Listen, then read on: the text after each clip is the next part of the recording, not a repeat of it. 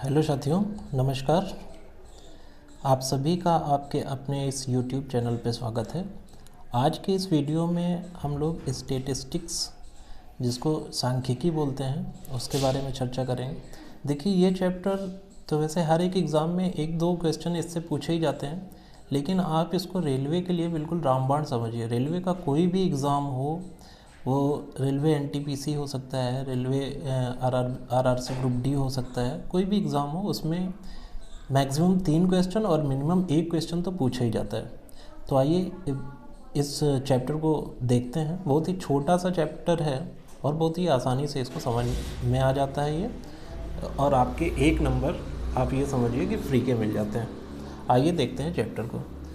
देखिए, आपसे इस चैप्टर में बेसिकली 8 चीज़ें पूछी जाती हैं। जैसे आपसे मीन मीडियन मोड यानी माध्य माध्यिका बहुलक, या रेंज मतलब परिसर, या फिर मीन डेविएशन माध्य विचलन, या फिर वेरिएंस विचरण प्रसार या प्रसरण, मानक विचलन यानी स्टैंडर्ड डेविएशन, और आपसे विचलन गुणांक यानी कोफिशिएंट ऑफ वेरिएशन। ये 8 चीज़ें पूछी जाती हैं। देखिए, आपको एक डेटा गिवन होता है, जो कि आप देख रहे हैं ऊपर, ये डेटा दिया हुआ है 4 5 5 6 4 3 2 2 1 का आप माध्य निकालिए। आपको ये डेटा दिया हुआ होगा और आपसे कहा जाएगा कि आप माध्य निकालिए। तो देखिए, आप इसका माध्य कैसे निकालेंगे। माध्य होता क्या है? माध्य बेसिकली औसत ही होता है। और औसत कैसे निकालते हैं आप? संख्याओं का योग बटे संख्या। तो माध्य भी वैसे ही निकालेंगे, संख्याओं का योग बटे संख्या। देखिए, आप इन सभी संख्याओं को जोड़ेंगे तो आपका योग जो आएगा वो 37 आएगा, और संख्याएं हैं कितनी है? 10। तो 37/10 कितना हो जाएगा? 3.7।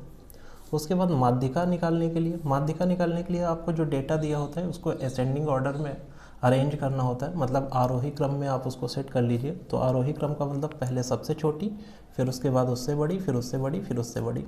तो आप छोटी लिखिए 1, फिर 2, 2, 3, 4, 4, 5, 5, 5, 6। देखिए कितनी संख्या है, टोटल तो 10 हैं। आपने 10 लिखी, 1 2 3 4 5 6 7 8 9 10।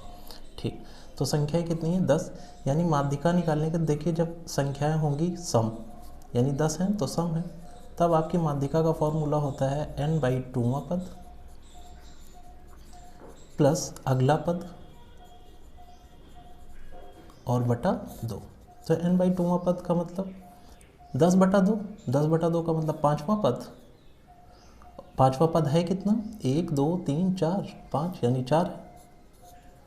और अगला पद कौन सा हो जाएगा? उसका अगला, यानी 4/2, अर्थात कितना हो जाएगा? 8/2 का मतलब 4। अगर देखिए यहाँ पर n बराबर विषम संख्या होती, n बराबर 9 होता, 11 होता या 13, कुछ भी होती, विषम संख्या होती, तो उसके लिए आप माध्यिका का फॉर्मूला क्या होता है वो भी आप नोट कर लीजिए। माध्यिका बराबर क्या हो जाता है? n+1/2वां पद। ठीक, मान लीजिए अगर 9 होता या फिर 11 होता, तो 11 + 1/2, अर्थात कितना? छठा पद हो जाता। और छठा पद है कितना? 1 2 3 4 5 6, मतलब 4 ही आपका क्या हो जाता? औसत। ठीक, उसके बाद अगर आपसे बहुलक पूछा जाए, मोड, तो मोड क्या होगा? बहुलक का मतलब होता है जो बहुत बार आया हो आपके डेटा में, जो संख्या या जो अंक बहुत बार आई हो वो आपकी क्या हो जाएगी? बहुलक हो जाएगी। तो बहुलक आपकी, इसमें डेटा जो दिया हुआ है इसमें बहुलक क्या है? देखिए, सबसे ज़्यादा बार क्या आया है? आप देख रहे हैं कि सबसे ज़्यादा बार 5 आया है। 5 3 बार आया है, उससे ज़्यादा तो कुछ आया नहीं। तो 5 आपका बहुलक हो जाएगा। देखिए, कभी कभी डेटा ऐसा दिया होता है कि उसमें 2 3 बहुलक हो जाते हैं, मतलब एक संख्या, जैसे मान लो आपसे कोई इस तरह का डेटा दिया हुआ हो, दिख रहा है आपको, 2 2 2 3 3 3 1 4, तो इसमें बहुलक क्या हो जाएगा? इसमें 2 बहुलक हो जाएगा, 2 और 3। ठीक है, तो ऐसा भी हो सकता है। और कभी कभी ऐसा डेटा दिया होता है कि उसमें कोई भी संख्या रिपीटेड नहीं होती, मतलब कोई भी बहुलक नहीं होता, तो शून्य हो जाता है। ठीक है, बात आपको समझ में आ रही है। अब देखिए, परिसर क्या होता है? रेंज। रेंज होता है सबसे बड़ी संख्या और सबसे छोटी संख्या के बीच का अंतर। तो इस डेटा में सबसे बड़ी संख्या क्या है? 6, और सबसे छोटी संख्या क्या है? 1, तो दोनों का अंतर क्या हो जाएगा? 5। तो परिसर आपका क्या हो जाएगा? 5। अब देखिए, माध्य विचलन की अगर बात की जाए, तो माध्य विचलन क्या होता है? आपको एक डेटा और दिया हुआ है, अगर ये डेटा आपको गिवन है और आपसे कहा जाए कि आप माध्य विचलन निकालिए, प्रसरण निकालिए यानी वेरिएंस, और मानक विचलन, स्टैंडर्ड डेविएशन और कोफिशिएंट ऑफ वेरिएशन। तो देखिए डेटा देकर वो आपसे एक ही पूछेगा, लेकिन यहाँ पर मैं एक ही डेटा से आपको चार चार चीज़ें क्लियर करने की कोशिश कर रहा हूँ। जैसे पहले वाले डेटा से हमने आपको माध्य, माध्यिका, बहुलक और परिसर निकाल के दिखाया, उसी तरीके से अगला डेटा दिया हुआ है, इसमें आपको माध्य विचलन, प्रसरण विचलन और विचलन गुणांक निकालना है। तो देखिए माध्य विचलन निकालने के लिए सबसे पहले तो आपको इसका माध्य निकालना पड़ेगा। और माध्य कैसे निकालेंगे, इन सभी संख्याओं को जोड़ लेंगे। तो जोड़ इसका कितना आ रहा है, 6 3 9 और 9 9 18 2 20, यानी 20/5 का मतलब 4। ये क्या आ गया, माध्य आ गया। अब उसके बाद आपको ये देखना है कि ये जो डेटा दिया हुआ है, डेटा में प्रत्येक अंक और माध्य के बीच का अंतर कितना है। तो 4 3 के बीच का अंतर 1, 4 2 के बीच का अंतर 2, 5 और 4 के बीच का अंतर 1, 4 और 4 के बीच का अंतर 0, 4 और 2 के बीच का अंतर 2। ठीक, अंतर देखना है, मतलब कोई भी संख्या बड़ी या छोटी हो सकती है, तो माइनस नहीं लेना, यहाँ पर सिर्फ अंतर ही देखना है। अब ये आपका क्या आ गया, ये आ गया विचलन, मतलब माध्य और डेटा के बीच कितना डेविएट है, ये कितना विचलित है, मतलब अंतर वही तो हुआ। 4 और 3 के बीच कितना विचलन है, एक का अंतर है। 6 और 4 के बीच का कितना अंतर है, 2। तो ये आपका क्या आ गया, विचलन। अब माध्य विचलन के लिए विचलन का माध्य निकाल लीजिए, जो विचलन दिया हुआ है इसको जोड़ के संख्याओं से भाग करिए। तो 2 1 3, 3 1 4, 4 2 6, और 6 बटा कितना हो जाएगा, संख्या कितनी है, 5। तो 6/5 आपका क्या हो गया, 6/5 आपका माध्य विचलन हो गया। अब देखिए प्रसरण अगर आपसे पूछा जाए तो प्रसरण आपका कुछ नहीं होता, प्रसरण ये होता है कि जो आपका विचलन आता है उसी का वर्ग करके संख्याओं से भाग करना है। विचलन आप समझ रहे हैं, माध्य और डेटा के प्रत्येक अंक के बीच का जो अंतर है उसका आप वर्ग करिए। तो 1 का वर्ग 1 कर लीजिए आप, 1 का वर्ग प्लस 2 का वर्ग प्लस 1 का वर्ग प्लस 0 का वर्ग प्लस 2 का वर्ग, और संख्याओं से भाग लगा दीजिए। संख्या तो 5 ही है। अब देखिए इसका कितना आएगा जोड़, 1 4 1 5, 5 1 6, 6 4 10, 10/2 का मतलब कितना हुआ, 10/5 का मतलब कितना हुआ, 2। तो आपका प्रसरण कितना आ गया, वेरिएंस कितना आ गया, 2 आ गया। बात समझ रहे हैं।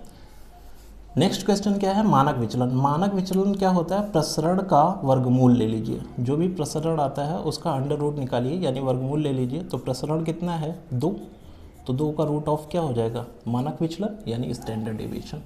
फिर उसके बाद विचलन गुणांक। तो विचलन गुणांक क्या होता है, विचलन गुणांक का फॉर्मूला होता है मानक विचलन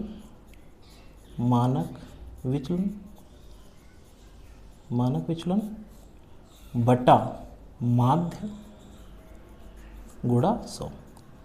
तो मानक विचलन आपने क्या निकाला, मानक विचलन आपने निकाला √2। माध्य कितना आया था आपका, माध्य आया था 4, और 100 से गुणा करिए तो कितना हो जाएगा ये 25। ठीक, अब देखिए इस पर आधारित जैसे क्वेश्चन पूछा जाए, कोई भी डेटा दिया हुआ है और डेटा देकर आपसे सीधे क्वेश्चन पूछ ले। वैसे तो सारी चीज़ें आप निकाल चुके हैं, निकालना आप समझ चुके हैं। तो आप देखिए वीडियो को पॉज करिए और ये डेटा दिया हुआ है, इसमें आपसे पूछा जा रहा है कि आप इसका मानक विचलन निकालिए। तो वीडियो को पॉज करके आप इसका मानक विचलन निकाल के कमेंट करिए और फिर चेक करिए कि आपका इतना ही आ रहा है मानक विचलन। आइए देखते हैं। देखिए मानक विचलन निकालने के लिए सबसे पहले आपको इसका माध्य निकालना होगा। और माध्य क्या होता है, संख्याओं का योग बटा संख्या। तो संख्याओं का योग कितना हो जाएगा 90, और संख्याएं कितनी हैं ये 1 2 3 4 5 6 7 8 9, 9 संख्याएं हैं, अर्थात 10 हो गया। अब उसके बाद इसका डेविएशन निकालना है, इसका विचलन निकालना है। विचलन कितना हो जाएगा 0 0 1, फिर यहाँ पर 0 0 1, फिर यहाँ पर 0 1 1। ठीक, ये आपका विचलन हो गया। अब आपको निकालना है इसका वेरिएंस यानी प्रसरण। और प्रसरण क्या हो जाएगा, इन सभी का वर्ग बटा संख्या। तो सभी का वर्ग कितना होगा भाई, 0 0 का तो 0 ही रहेगा, 1 का वर्ग भी 1 रहेगा, तो सभी को जोड़ लीजिए आप नॉर्मली 4, और संख्या कितनी है 9। ये आपका क्या आ गया वेरिएंस। लेकिन आपको निकालना है मानक विचलन। तो मानक विचलन क्या होता है, मानक विचलन आपका वेरिएंस का वर्गमूल ही तो होता है। मानक विचलन क्या होता है, प्रसरण का वर्गमूल। तो इसका वर्गमूल ले लीजिए 4/9 का, तो ये कितना हो जाएगा 2/3। और हमेशा याद रखिए कि जो आपका मानक विचलन आता है वो पॉजिटिव आता है, प्लस में ही रहता है, प्लस माइनस नहीं होगा। देखिए जैसे अगला क्वेश्चन इसी पर रिलेटेड भी है। एक डेटा सेट का प्रसरण, इन्होंने डायरेक्टली आपको प्रसरण दे दिया है और आपसे मानक विचलन पूछा जा रहा है। तो मानक विचलन का अगर फॉर्मूला आपको पता है तो आप बहुत आसानी से निकालेंगे। मानक विचलन बराबर क्या होता है, प्रसरण का वर्गमूल। तो मानक विचलन आप लिखिए, मानक विचलन, और प्रसरण का वर्गमूल, प्रसरण क्या है 144, इसका वर्गमूल ले लीजिए। तो यहाँ पर प्लस माइनस 12 नहीं, इसमें 12 होगा क्योंकि पॉजिटिव ही होता है मानक विचलन। देखिए आपको के ऑप्शन प्लस माइनस भी दिया है और एक में 12 दिया, तो आप प्लस माइनस नहीं ये लगाएंगे, बी ऑप्शन आपका राइट आंसर होगा। नेक्स्ट क्वेश्चन पे चलते हैं। नेक्स्ट क्वेश्चन देखिए क्या है। नेक्स्ट क्वेश्चन,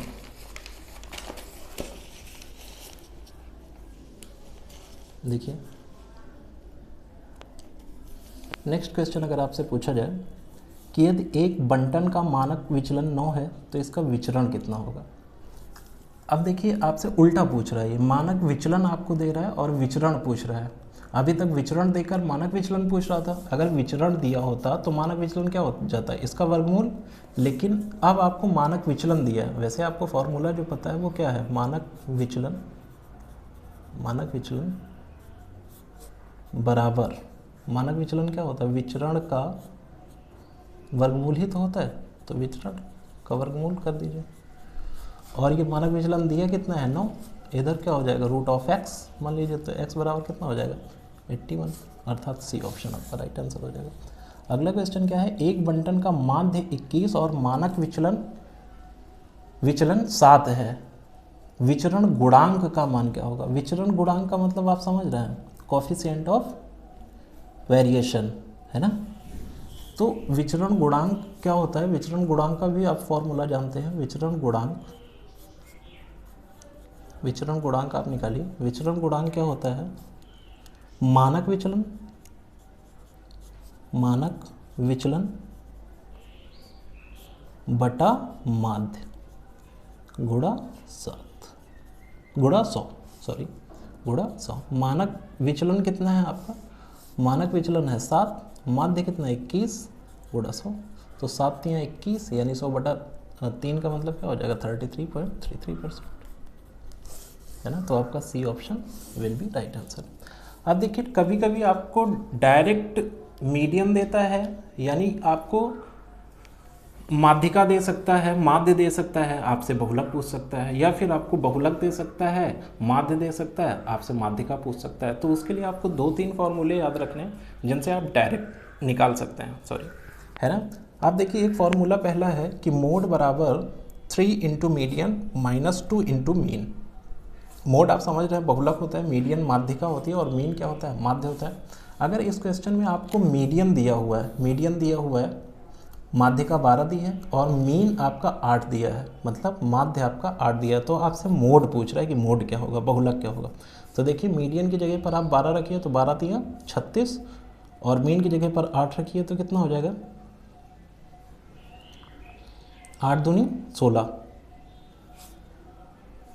तो 36 माइनस 16, और यहाँ 36 हो जाएगा और यहाँ कितना हो जाएगा 8 दूनी 16, 36 माइनस 16 कितना हो जाएगा 20, और 20 आपका क्या हो जाएगा मोड हो जाएगा।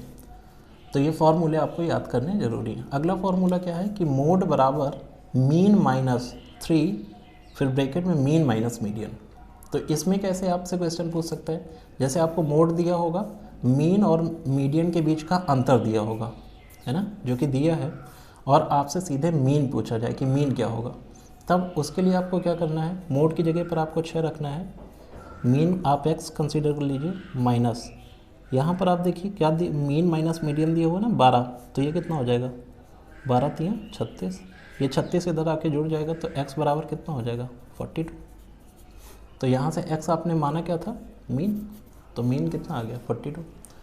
अगला एक और फॉर्मूला आप देखिए इसी पर आधारित, अगर मोड बराबर median minus 2/3 mean minus mode, ये फॉर्मूला होता है। इसमें आपको मीन माइनस मोड यानी मीन और मोड के बीच का अंतर दिया होगा, मोड आपको दिया होगा और आपसे मीडियन पूछा जाए, तो आपको क्या करना है, मीन और मोड के बीच का अंतर जो है उसको यहाँ पर रखना है। तो 18 रखेंगे, 3 18, 6 दूनी 12 हो जाएगा, और मोड कितना है 13, तो 13 12 कितना 25, यानी मीडियन आपका क्या हो जाएगा, मीडियन अगर आप निकालेंगे यहाँ से तो कितना हो जाएगा 25। बस समझ रहे होंगे, यहाँ पर अगर आप 18 रखें तो 3 18, 3 काट देगा, 6 दूनी 12 हो जाएगा, और मोड आपको कितना दिया है 13, तो 12 इधर आके जुड़ जाएगा ना, 12 उधर जाके जुड़ जाएगा, तो कितना हो जाएगा 12 13 25, यानी मीडियन आपका कितना हो जाएगा 25। साथियों, अगर आपको वीडियोस पसंद आ रही हों तो आप लाइक शेयर करना ना भूलें और चैनल को सब्सक्राइब भी करिए।